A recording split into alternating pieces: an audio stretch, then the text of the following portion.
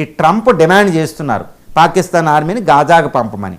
కానీ అసీం మునీర్ పొరపాటున ఆర్మీ పంపితే పాకిస్తాన్లో తిరుగుబాటు వస్తుంది.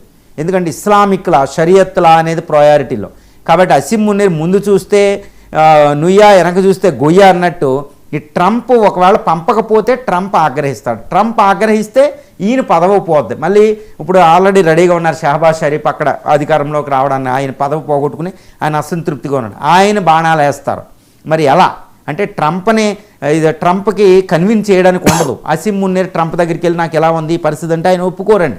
దళాలు ఆయన చెప్పింది చేయడం అంతే. అదే ట్రంప్ యొక్క వ్యక్తిత్వం కూడా, ఆయన క్యారెక్టరిస్టిక్ అలాగే ఉంటుంది అనమాట ఆయన క్యారెక్టర్.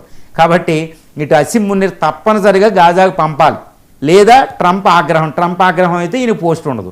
ఒకవేళ పంపితే పాకిస్తానీ ప్రజలు ఒప్పుకోరు. చూసారా, అంటే ట్రంప్కు ఫస్ట్లోనే ట్రంప్తో ఇలాగే ఉంటుంది. ట్రంప్ అంటే మెంటల్ గేమ్ ఉంటుంది, సైకలాజికల్లీ ఇన్స్టేబుల్గా ఉంటాడు ఆయన అనే దాంట్లో దీని తర్కం అనమాట. అంటే అసీం మునీర్ పదవి ఎక్కువ రోజులు ఉండదు. అక్కడ ఇమ్రాన్ ఖాన్ ఇంకొక శత్రువు ఉన్నారు, మరి ఆయన ఎలా ఉంటారో చూడాలి. కాబట్టి ఇది భారత్ ఇజ్రాయెల్కు ఒక గొప్ప అవకాశం. ఒకవేళ ఈయన పాకిస్తానీ ఫోర్సెస్ని గాజా పంపితే అక్కడ ఇజ్రాయేలీ దళాలు ఉంటాయి. ఇజ్రాయెల్ని తట్టుకోవడం పాకిస్తాన్కి అసంభవం.